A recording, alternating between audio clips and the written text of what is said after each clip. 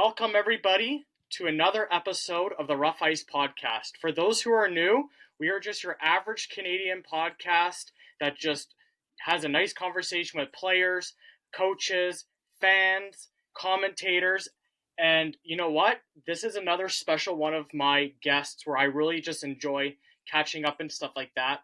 I have a guy with me that has scored 146 goals, 164 assists in the Quebec Major Junior Hockey League. He has a combined of 286 goals, 267 assists in the Central Hockey League. Somebody that's played 13 years in pro, has won the Quebec Major Junior Hockey League in the second team All-Star in 1986 and 1987, has won the Frank J. Selke Memorial Trophy in 1986 and 87, Ray Miron President Cup 92-93, as well as the Joe Burton Award. I have a very special guest, Luc Beausoleil from Montreal. Luc, welcome to the show, my friend. Hey, how are you, bud? Thank you for having me.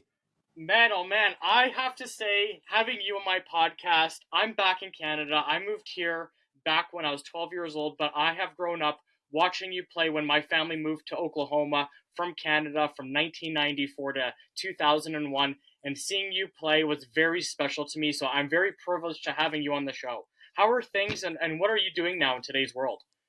Well, first of all, thank you for having me, like I said. And, Tulsa was a good time for sure. I'm sure we'll get back to this. But I've been managing an ice rink for 23 years now. Okay. When I retired, I believe it was in 99, I took a year off, went to Florida for a little while. And a friend of mine, Luc Beausoleil, who owned multiple ice rink in California, through my buddy Ron Filion, got a phone call and asked me if I wanted to start working in an ice rink business. So I said, yeah, for sure. That's something I want to do. So here I am 23 years later, all gray hair and a little fatty and ready to rock and roll, you know. Who was your favorite team growing up? Oh, of course, the Montreal Canadiens. And I'm very happy to say that because I'm a Montreal Canadiens fan too. Yeah. So anybody that comes on my show, I give them heck. Yeah, no, listen, I watched the Canadian in the 70s, and it was a cup after another cup. It was Guy Lafleur, it was Serge Savard, Steve Schott, Larry Robinson, Ken Dryden. I mean, the list goes on and on. So watching the TV on the black and white to begin with was pretty a small little TV. It was every Saturday night, the whole family was sitting in front of it and cheer for the Abs. And you know, my mom's from Montreal, so that's probably where I get my side of it, right? Yeah. But I just went to the Montreal Canadiens game back in February because we do our family trips to Tremblant, go skiing and stuff. Yeah. And honestly, nothing beats the atmosphere of the Bell Center. Like nothing does, right? Like the fans and the show that those guys put on and stuff. Yeah. So you grew up with Montreal or watching Montreal, and you know you're from Montreal. And if people don't know that there's two religions in Quebec. It's hockey and Roman Catholic. Catholicism are the two different ones, right? What? Was there a player that really reached out to you growing up as a kid? You know, it could be Jean Beliveau, it could have been, Maurice Rocket Richard, back in the 50s. Who did you aspire to be like or watch growing up? For me, it was Guy Lafleur for sure. Watching him, and I was really lucky as a young kid. I was able to go to the Forum and watch Guy Lafleur playing with no helmet, the long blonde hair, just skating in the wind, and it was so good. And it was every time you play in the street or you go to the park and you put your skates on or whatever, you always want to be number 10 and score the winning goals. And Guy Lafleur was a big impact in my career for sure. And then you grew up, and obviously you started at a young age playing hockey there, like I'm sure every other Canadian playing in the streets, or when the city or the town set up the outdoor rinks, so you could play in the park or whatever. How did you get into it there, like playing hockey before you even got to the Quebecs? Yeah, no, for me it was pretty natural, pretty easy. I have 4 big brothers. Yeah. So by the time I started walking, I think I had a pair of skates in my feet. So I remember I was 3 years old when I started skating, and then growing up with my brother, and further down the road. Every time I big gap in the age difference, Yeah. but they taught me, hey, dude, you want to play with us? There's no crying, so let's get going. So I grew up with my big brother, play hockey in the street at the park, like you said. The city turned the baseball park to an ice rink outside, and we were just playing, and it was a lot of fun. There's no doubt about it. And then you played for the Quebec Major Junior Hockey. And tell me that. Let's go into that there. What was that like progressing? Your first team that you played for, in the Quebec Major Juniors was with the Laval. No, I'm probably gonna say this wrong. Laval Voisin. Is that how you No, say les it? voisins de Laval. Yeah, Okay, yeah. and then the Laval Titans after. Um, Before that, did you have a scout or anything before you even decided to make that big jump into the major juniors there, or No, what was that so like for you? yeah. Long story short, in my midget level, I Yep, went to try out to play midget AAA. Was cut, did not make the team, and went back to my little town, play midget AA. By Christmas, I was invited to. There was a couple injury. They had a tournament at the Marcel Dion ice rink in Drummondville, and I went there. And I like to say I did really well. And they decided to cap me into the AAA program. And I finished the season with them with the Riverains du Richelieu, and then from there I did really well. Finished the season real strong. I got drafted by the Voisins de Laval fourth round and got invited to the camp. And I remember I was about I don't know 120 pound my first year when I got there. Everybody kept saying there's no chance you're gonna make it. I said, yeah, you know what? I'm gonna make it. So I went there, and luckily enough, I was able to make the team. Play my first year. I believe I played almost every game, or missed maybe a couple games. I started, I was 16. I turned 17 during the year, and got named the rookie of the year for my team. Obviously, yep. and it was pretty good. Pretty honored to be part of that list that they had. So the following year, it's when my second year. Um, Now I had more ice time. I had power play time, and I did really well that year. I believe I scored like 50 something goals. So it went on at that point on. So that's where I started it. And that's pretty cool. Like you did the Quebec Major Juniors, and that's obviously a big league in Canada. Whether you play Yeah, for the Ontario Hockey League, the Quebec Major Juniors, or even the yeah, Western Hockey League, those are the next. I would say your next progression and steps in making pro, yeah, correct? yeah, And so you did the Laval for a couple of years, and then you went on to play in the British Hockey League, and yeah. you did that for a couple of seasons there. What did you learn from going from Quebec Major Juniors to the British Hockey League? Because you were saying you're a small player. 120 pounds in hockey is not. I think I was probably the same height. Weight, right? It's not a very big. You get rocked pretty good when you get body checked or whatever. But Yeah. going into the British Hockey League, what did you learn from going from that progression from Quebec to the British Hockey League?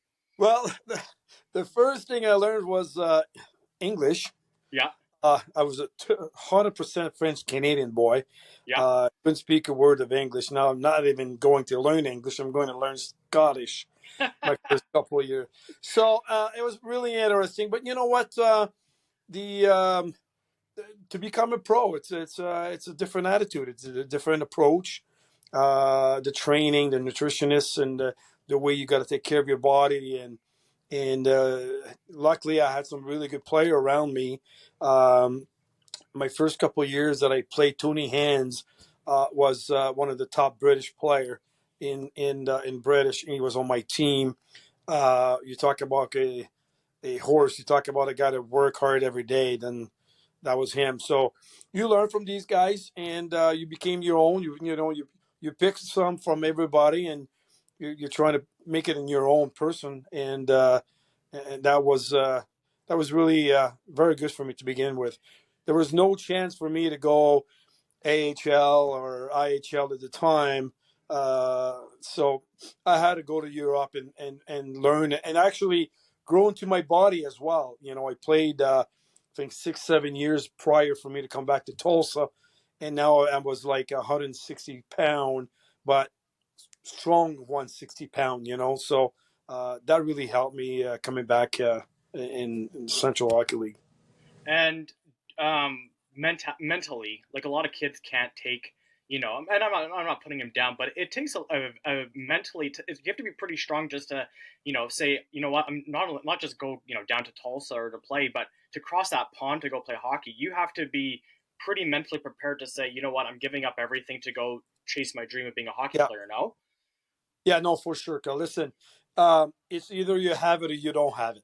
Right. I wanted to be a hockey player. There was no Yep. doubt in my mind. So I was told for me to start to go overseas. I didn't care where I was going. I didn't care who I was with. All I wanted to do was play hockey. So my first weekend I got there during the week. We had a first couple games on the weekend. And I remember I was on a 2 weeks tryout. Nobody knew who Luc. Oh, no, that's okay. You're good. Said, my first weekend happened, and I did really well. And from that point on, my confidence just went up, and so you know what, I'm going to own this league. So, yeah, had a great season. And then being a guy from Montreal or Canada, then you ended down to Oklahoma. I mean, Yeah, not a lot of people can say they just go to Oklahoma for whatever it is, right? yeah, How did now? This is just talking from other players, that I had, that guys that were your teammates or line mates, Doug Lawrence yeah, and Sly Nod and Jordan Welsh and those guys there. yeah, Um, Now there's a connection here. I'm going to go with you met Gary Unger through the British Hockey League, or was it Tony yeah. No, Martino or something, absolutely. right? Yeah, great. Yeah, I'm glad you brought this up. I think it's my second year that I'm playing over there, Okay. and we went to play in I want to say it's Petersboro, but I can't remember. And Gary was there. There was a game, a charity game that we had to play prior for us to play our game the following day, and yeah, Gary Unger's on the ice, and we all knew who Gary Unger was without Yep. knowing personally at the time, but I knew who Gary Unger was. I said, well, he's too old to play with us.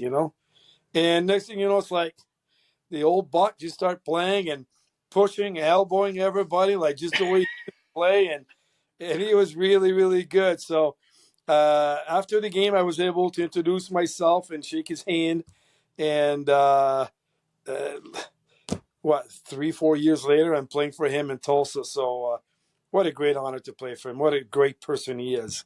And is that how you got to Oklahoma? Was through him, right? No, Correct. actually, Oh no, sorry. Okay. no, actually, I played in France with Tony Martino. Okay. Which Yep. Tony was our goalie Yep.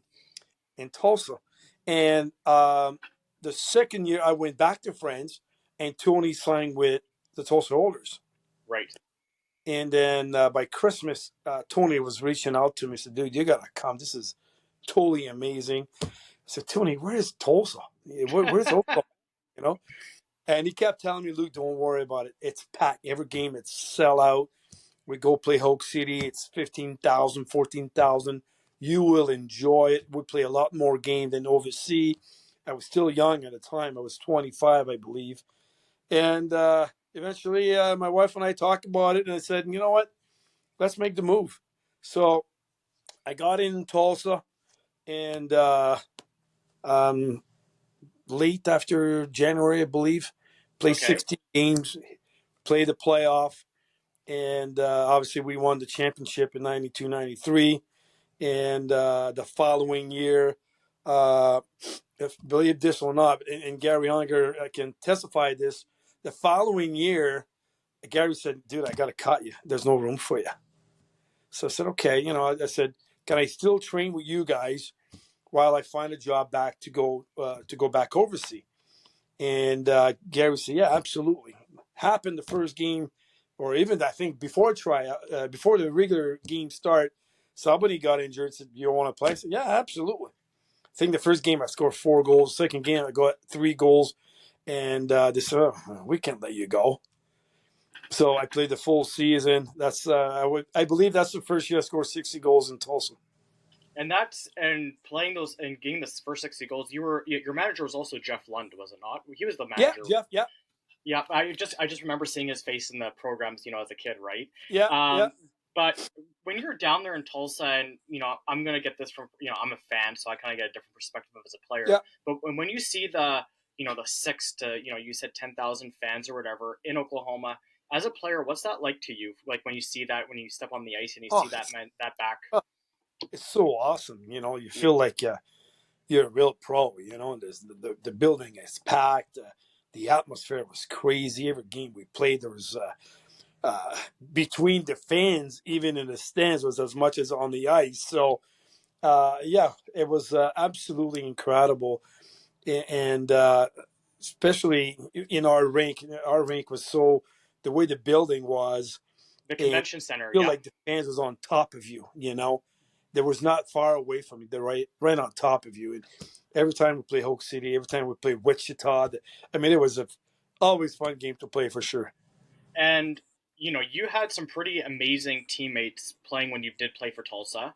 Yeah, You had Mike Berger, you had Doug Lawrence, you had Curtis Voth. Like I could go on. Craig yeah. Cox, Doug Lawrence. What was that like as a player? Playing against guys like that, and what like and I've heard that you guys were it wasn't just what was on the ice, but it was your relationship off the ice. So talk us through that. What how was that like off the ice versus just what we saw on the ice? So I remember my first year when I moved there. I felt welcome right away from all the players, Yep. and we all living in the same building. And every time we had an opportunity, everybody was in the same apartment. So you'll see 20 big fella in the same 2-bedroom apartment, and just drinking beers and whatever everybody was drinking at the time. But it was just always together, you know. And we knew the first year we knew going to the playoff that there was nobody that was going to beat us. I remember our first round against Dallas. I believe it may still be a record of numbers of penalty per games that we played. It was insane. The fighting, the two goalies in the middle of the ice, Tony Martino, and I Yeah. can't remember the Dallas Freeze goalie, but they were both Italian in the middle with their stick like a baseball bat, ready to swing at each other. TK, Tommy Corral. I mean, it was just the group was united. It was just it was never an I. It was always a we. We will win. We Right. will get together, and we will get the success that we expect. And that after the first year, that carry on for all my years that I played in Tulsa. Obviously, leading by Gary Unger behind us, preached about how important it was to be a team, and now today I am coaching. I just bought a junior hockey team in the USPHL named the Vikings, Yep. and I'm doing the same way. I coached AAA level for many many years, and I approach the game the same way. I learned so much from Gary. So, with that being said, now luckily, for me, I played with, like you said, some incredible hockey player. Like for many years, I was on the same line. My center was Craig Cox. Yep. My left winger was. Oh, sorry. Oh, My that's okay. my timer went off here. Sorry. That's why we call it just your average Canadian podcast, because anything could happen. We're just having a Yeah, no kidding. conversation. Yeah. There's no No. editing in this. Don't worry. So like I was saying, I was so lucky to play with, we call him Seaman and the Bulldogger. Obviously, Dougie Lawrence was magic with puck. He can pass the puck to anybody, anywhere, the way you want it. It was just insane. And Coxie was really, really gifted as well. But he also, his presence on the ice gave us a lot of room. So we had a really good line going for, I don't know, 3-4 years together, and was able to be very lucky, very fortunate to play with these guys for sure. And let's go back to that. Craig Cox was a tough customer. Oh boy, was Doug, he ever. Doug Lawrence, he wasn't afraid to tell you how it was off or He was on or off the ice, right? yeah, You had guys like that, but even Mike Berger, he wasn't, he was a tough guy too, right? Like yeah, defensive oh player yeah, that, oh yeah. he was really good. But you weren't. I wouldn't say you weren't a fighter or anything like that. But you were very good at playing that two-way forward. If they needed you up and back, you were always there. Did you learn? Were you kind of nervous going into the new CHL, knowing the physicality of it, or playing in the Quebec Major Juniors and in England? There, did that kind of prepare you to how physical this league was going to be? Oh no, no, for sure. Yeah, yeah, for sure. Yeah, playing in the queue and uh, it was very physical as well.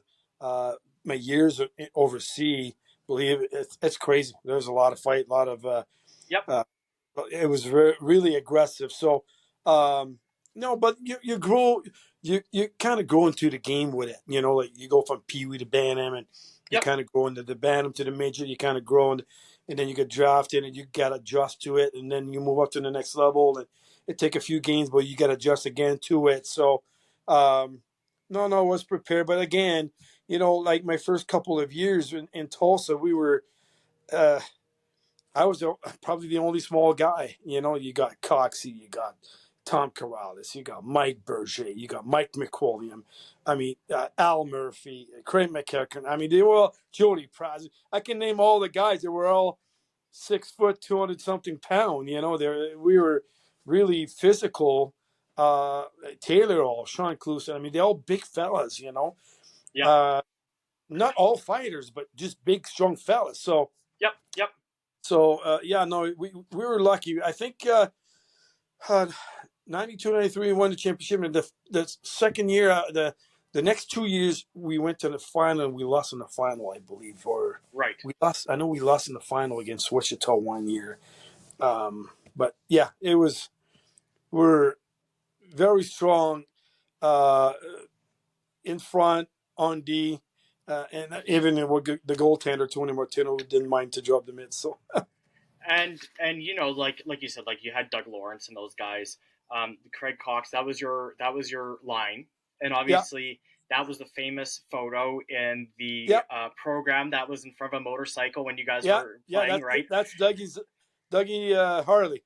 Is it really okay? Because I Yeah, still yeah, have yeah, that. yeah, I still have that program somewhere in the attic or whatever. I have to yeah. bring it out and see if I can still get it. But I still have that. But when you have guys, like Doug Lawrence or Craig Cox, that are playing on your line, how do you going into the games or whatever?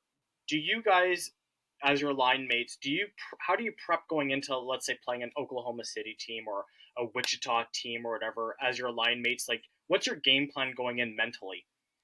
No, but first of all, when we play against any teams, we Yep, had a that we play Fort Worth, that we play Dallas, Hope City.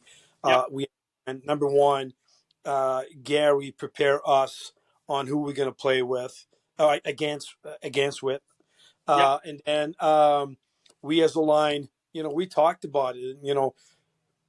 What Sutter's doing, what Joe Burton's doing, what whoever George Dupont is doing, and we talked about it before game. But we also the practice prior to the game, we work on stuff.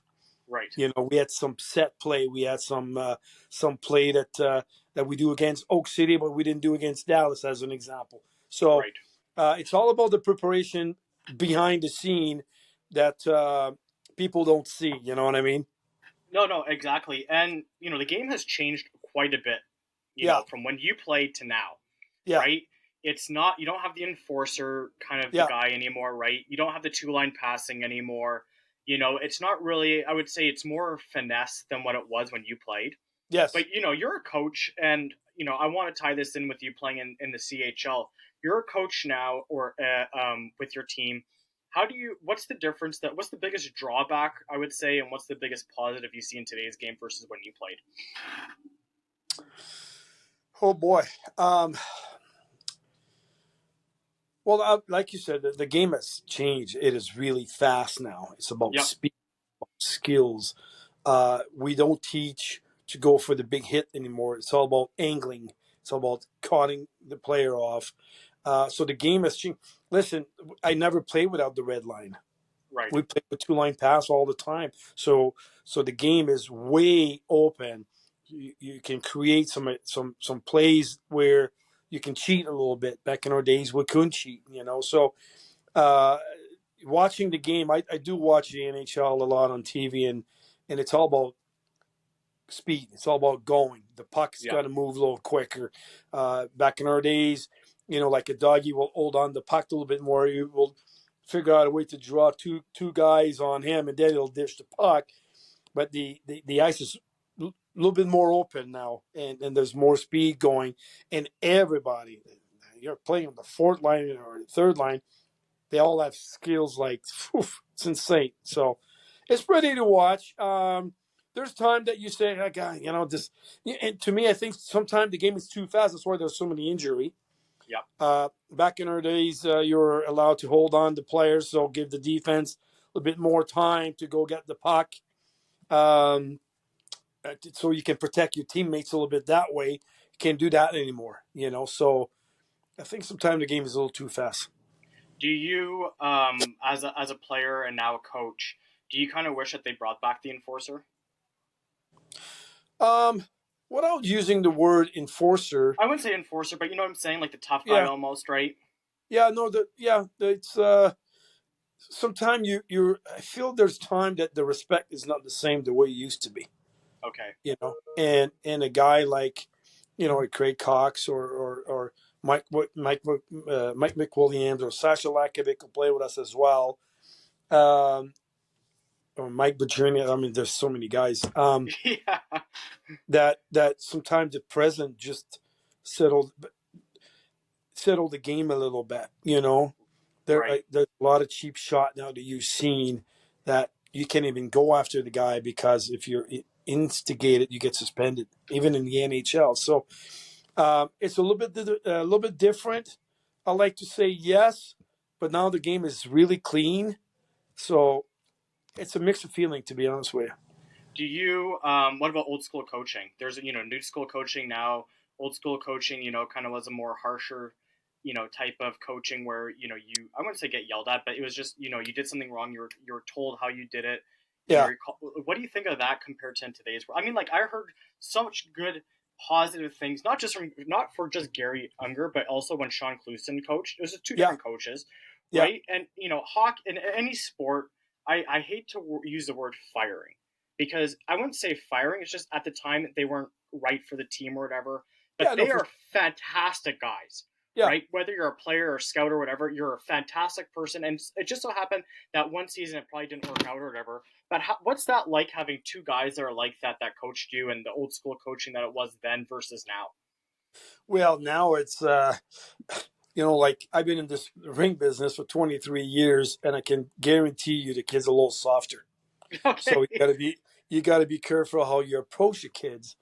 Um, yeah, no, back in the days, it was even between teammates, you were able to sit down in the locker room and say, Lukey, you didn't work hard today. Get your stuff together. Get ready for next game. Uh, Now you can't talk like this. It's Right. like I said, it's a little softer. You have to do so many save sports and module to be a coach now in the youth. Basically, you can barely scream at these kids. Right. Uh, my junior or my AAA that I did for years, and now my junior, I have a mix of both. You know, I want the players to be comfortable with me. I want them to be. I'm a player coach, Right. but when I'm asking you to do something, go get it, go do it, and that's my approach. I don't have to scream. They understand my rule. They understand that if you're not doing what I'm asking you, that you won't play, and it's just the way it is. We'll have some fun at practice. We'll laugh. We'll work hard. We'll skate hard. We'll enjoy some games at the end and stuff like that. But when it's time to go play, go play. And your years at Tulsa, CHL was very rough. Yeah, It was a fun, entertaining Yeah. league that it was. Give me some stories. What do you have? Like, there's got to be something where that sticks out to you that happened that you're like, you know what, I'll never forget this. Was whether I've heard like Sly Nod was telling me there's a fight in the stands when he was in New Mexico or whatever. What do you got Yeah. there, Luke? Well, we're playing in Dallas, Okay, and it's game 6, and I think we won the game to go back home for game 7. And the game, like I was saying, there's record in every game, I think, for the most penalty. And next thing you know, the game ended. Tom Corrales get off the ice, and he's receiving all kind of beers on him. And TK, if you talked with TK was a little a great person, a little cuckoo on the ice. He loved to lose it. He's with his stick and trying to hit everybody in the stands in Dallas, and the cups are all over us, and we all came out. Poor Steve Enlow, he had to redo every pair of skates that day because we all walking on the concrete and the whole 9 yard. That was one.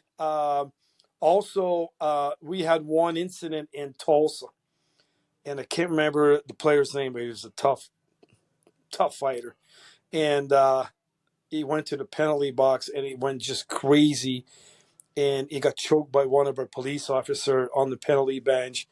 It was pretty gnarly. It was a big mess. The game was stopped for a long period of time, and the name doesn't bring back to my memory. But yeah, if you do a little bit of research, I think he was playing for Oak City, and okay. boy, it was just the game just went crazy, and all the police went to the scoreboard, and they kind of don't want to say fight him, but kind of push him down and put him down. And next thing you know, he got passed out. So yeah, that's Central Hockey League for you. It was quite the entertainment back in the day. It was fun to watch. Yeah. You knew what you're gonna get yourself to watch in that game, right? It's gonna Oh be yeah. fighting and high scoring, right? Yeah. Um, did Hey, you I got did one, Kyle. I got one more for you. no? Go So ahead. I want to hear it. I want to hear it. yeah, so we're playing home, Yeah, and I can't remember what year was this, but we're playing home against Memphis River King, yeah. and at the end of the first period, it's ugly. We're down. I don't know 5-0 or whatever, and everybody's snapping in the locker room. So opening the second period, everybody on the ice dropped the mitts. Everybody fought. Everybody. Goalie fought. Everybody got kicked out of the game. So now we're down to 2 lines and one goalie. Starting in the third period, the backup goalie at the time got injured in the first shift. Okay. So now we're down 0 goalie. So during practices, I used to put the pads on for optional practice just for fun. So I said, I'm ready. I'll put the pads on. So they took me to the locker room. We had a 20-minute break or whatever it was. Came back on the ice. Crowd is nuts. We're losing. We're down maybe 7-1 or whatever. And I got my jersey. At the time, I was the captain of the team, so I got my jersey. I'm the goalie with the seat. We never see that before. And played the rest of the third period. I gave up 1 goal out of 17 shots. So you could have been either you could have went from right wing to No, that was goalie. that was pure luck. They were That was shooting. pure luck. They, Okay. they were shooting from everywhere. But you know what? I was able to stop the puck because I practiced with these guys a few times. So yeah, that was probably one of my favorite memories, to be honest with you. That's great. I should have put that on your thing before when I introduced you. Yeah, yeah, Goalie as well, right? yeah, What was your you obviously it flies by your seasons with Tulsa. yeah, You said your last season was 99 2000. yeah, Um, Fans loved you. I mean, I loved you as a fan, seeing you yeah, play. I might have been, growing up at the rink was Tulsa was the convention center at five yeah, years old, yeah, and leaving, I was 12 years old by the time I went back to Canada. But so I grew up with you guys, watching you guys play and stuff. yeah.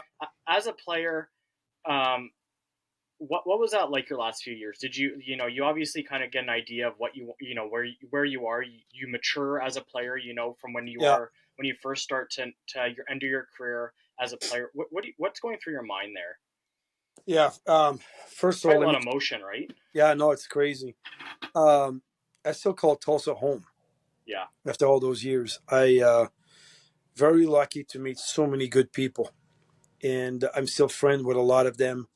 Um, Matter of fact, Jim Day, a friend of mine with his three boys, every year we go on a baseball trip. We pick a different field, and we spend 3 days watching baseball and just drink and have fun together. Yeah. Uh, that was Tulsa. Tulsa was Yeah. incredible. The friendship that you build, the welcoming from everybody was insane. Uh, Knowing, like you never think it's your last game, but that my last year after Christmas, I told my wife, "This is it. I'm done. I'm not performing the way I wanted. I was injured, more than my time. Body was hurting, so I knew it. It was very, very difficult. You love. Like for me, I I wouldn't I wouldn't change anything about Tulsa. Everything was so spectacular. I've got the tattoo on my chest from the Tulsa Oilers. It's like I love that place. I love my teammates, all of them. All my year was so precious. And again, the fans, they were really nice to me and my wife. I mean, they were just spectacular. So my time in Tulsa was probably the best time of my years. And you said you still keep in touch with the guys. Oh, Who do I you got like? it. Oh, yeah. Oh, yeah. There's a bunch of guys that were in touch, and yeah, for sure. It's like a brotherhood, or really, it Yeah, really is like family. You guys become, even though you're line mates and teammates, you guys are really like family. I was telling, I think it was Jordan Welsh this because he was my first guy that I did, yeah, and we were saying, and it's like you're Canadian, you're from, you guys are all from Canada, or 90% of the team, I should say, is from Canada, yeah, right? Doug Lawrence is from British Columbia. You got yeah, Curtis Voth, that's from Saskatchewan. You yeah. and you and Sly are from Live from Quebec, Montreal. Yeah. right? TK's from Montreal. Tony was from Montreal. I mean, everybody was Canadian. Yeah. Right? But you guys are all down there, as Canadian family almost, right? Yeah. What's that like? What's that like having other Canadian guys that come around from different leagues that join Tulsa? Because obviously they you know they obviously are part of different leagues, triple or junior B or whatever it Yeah. is, or at the Yeah. time or whatever. What's that like having different players come around and now you guys are as a team? What do you learn from I learned a lot. And a that? lot of it is, again, going back to what we said earlier, is um, Gary Unger was the key of the whole team, right? So um, we learned to become brothers. As Yeah. soon as as soon as you became a Tulsa Oilers, you were part of the big family. That you're from Saskatchewan, that you're from Alberta, that you're from the U.S. because we did have a few U.S. player. Yep. That you're from Montreal. Um, it didn't matter. It didn't matter. We you walk into a locker room. The culture was built when I got there from Gary. The culture is family. The culture is together, and anybody that came on board didn't have a choice to be one of the brother. Right. And that was very easy, to be honest with you. You know? And there was no social media, there was no No, Instagram, there was none no, of this. There was dial-up internet, I think, is still around. dude. I, you I know think at the end we started having cell phone and stuff like this. Until then, we didn't have any. Hey, I You know? still have I still have my VHS players with you guys play, like they're your best of goals and best fights on VHS, and I still put it on from time to time because I'm not afraid to do that. Is that If right? Yeah, oh yeah, for sure. Before we wrap things up here with you, I just got a few more questions for you. Yeah. Um, you said you guys are all Canadian and all that stuff, and or a brotherhood, I should say, because Chad Erickson was a fantastic goalie. Oh He yeah. he was from, I think, Michigan, I believe, or what, Yeah. he Yeah. was from Yeah. Michigan, right? Yeah. You guys had guys like that. Seeing the Tulsa Oilers now, do you still keep in touch with the Tulsa Oilers franchise now, or has it changed quite a bit? No, sadly, it's been a few years. Yeah. I think the last time um, Jeff was still the owner of the team, and Taylor was the GM, Yep. and did a alumni game. So they flew a bunch of old guys, and we had a game at the small rink, and it was crazy. It was packed. It was a lot of fun, and that was my last time, to be honest with you. Uh, I know Jeff sold the team. He did reach out to me and share that with me. Um, Once in a while, I'll talk to City, which City is Taylor Hall, um, because sometimes I got some players that could be interesting for them as well. Yep. Uh, but no, I don't really follow um, on internet or the team much. But was it bittersweet for you to hear that the team was sold when Jeff called you? No, that's it's business. Obviously, we all know how business is, so Yeah. not really. But sometimes I wish during the problem is during my winter, I'm so busy with my own hockey Yeah. that for me to follow all this, it's impossible. But sometimes I wish I can fly in for a weekend, watch a couple game, and come back home after that. So, What was your favorite? What or I shouldn't say favorite memory, but do you have a favorite memory of all your time playing as a hockey player? It doesn't have to be with Tulsa. It could be when you're playing, Adam or Pee Wee or whatever. What's your favorite memory as a kid? no, but yeah, no. I tell you this, it's of course I'm going to say Tulsa. When we won the championship in 92, 93, it was incredible. I got to tell you, man, we won the championship in Oklahoma, and after the game, the bus uh, the bus flew uh, to Tulsa with police in front, police in the back, and when I say flew, we flew. We got to the rink in our rink, and it was packed. The people outside, the people inside the building, people coming in into the locker room, the number of autographs, it was insane. And a couple days later, we did a little parade, and hold on, Tulsa is not that big. Yeah, We had 75,000 people in the streets. It was everywhere. It was in so I will never forget it. It's something that it's in my memories, and I can see myself in the car. I can see myself in that little convertible, and having our jersey together. And yeah, it was what is it? 32 years now, I think. That's crazy. I'm 30. I'm 35, so it's got to be at least 32. Yeah, no, I was 25, so I'm 57. I hate to say this, but so yeah, that's 32 years ago. um, let's get this coaching side out of you. Let's what would you say to kids that are listening, or anybody, but the kids that are growing up that are listening to this podcast that want to be professional hockey players. Yeah, Everybody knows that to get the NHL is very hard. yeah, Like it is, I think it's what the statistics are, like 2 kids from Ontario alone make the yeah, NHL every year. yeah. But what would you say to kids that want to make it like what you did and become pro there, Luke? What would you say to them? Well, it's very easy. Follow your dream. Follow your dream. Work hard. If you think you work hard, you didn't work hard enough. You're going to work harder. But follow your dream. Believe in it and follow your dream. Um, would you ever want to do? I was talking to Sly. I'm gonna put you on the spot because this is what I do. But I was talking to Sly when I did the interview. It'd be fun to have you, Doug, Sly, and maybe Gary Younger or Oh, one of I the will other players. love that. Would Oh, I you will would you love would, that. would you ever want to do like a reunion podcast with me and Oh, have yeah, all you for guys at the sure. same time? Okay, Oh, for sure. because that's what I'd like to do. Like I'd like to have all you guys, and it'd just be fun. We could crack open a beer, because we're Yeah, Canadian yeah, online. I don't care. We could just for an hour just talk about you. yeah, I'll just sit back and let you guys do your thing yeah. and No, stuff for like sure. that. Count me in for sure.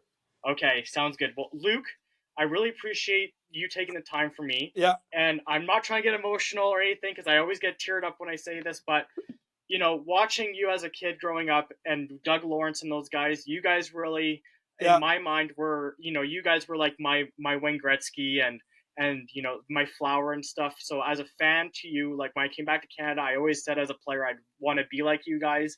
Obviously I played house league. I never got to what you guys yeah. played, but thank you very much for the years that I had. In Oklahoma and being probably the only Canadian that took my friends to a hockey game over a weekend there and stuff. But it was fun. I had a lot of fun watching you guys grow up and stuff, and I'll those are memories I'll have for the rest of my life. That's no. Thank you for being, a big fans, and we appreciate it. We appreciate all of you guys. It was amazing to play in Tulsa. Well, Luke, thank you very much. And you know what? Have fun this year. Good luck in the season. If I don't talk to you, but I'll send everybody an email or whatever, and we'll get everybody connected, and Yeah. we'll have a fun reunion podcast sometime there. So thanks a lot there, Luke. Thank you, Cap. Much appreciated. Thanks.